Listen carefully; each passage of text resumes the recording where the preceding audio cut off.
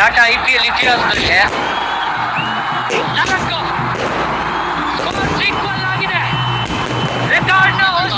ಪಣ ಹಾಕೊಂಡಿದ್ದಾರೆ. ಇದೊಂದು ಎಕ್ಸಾಂಪಲ್ ಕ್ಲಾಸಿಕ್ ಬೌಂಡ್ರಿ. ಒನೀಟವೇ ಅಷ್ಟೇ ಇವಾಗ ಇನ್ನೊಂದು ಮಾಡ್ತಾ ಇಲ್ಲ. ಒಕೇಶನ್ ಡಿಪೆಂಡ್ ಮಾಡು ರೈತನ ಚೇಂಜಲ್ಲಿ ಅದು ಈ ಕಡೆಯಿಂದ ಬರ್ತಾ ಇದೆ ಅಂದ್ರೆ ಗೊತ್ತಾಗ್ತಾ ಇದೆ ಇದು ಖಂಡಿತ ಬರ್ದಿದ್ದು ಮುಂಚೆನೆ ವಿರಾಟ್ ಕಡೆಯಿಂದ ಬರ್ಬೇಕು ಅನ್ನಿಸು ಅಂತ. 2016ರಲ್ಲಿ ಮಾಡಿರೋ ಕೆಲಸ 2026ರಲ್ಲಿ ಮಾಡಿರೋದು. ಕಿಂಗ್ ರೂಲ್ ಮಾಡ್ತಾ ಇದ್ದಾರೆ ಪ್ರಿನ್ಸ್ ಸಾಮ್ರಾಜ್ಯನ.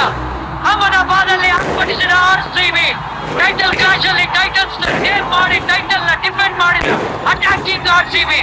IPL ನ ಕಿರೀಟ ಬರಬೇಕಾಗಿರುವಂತ ಚರಿತ್ರೆ, ಅದು ಕೆತ್ತಿರುವಂತ ಚರಿತ್ರೆ RCBಗೆ.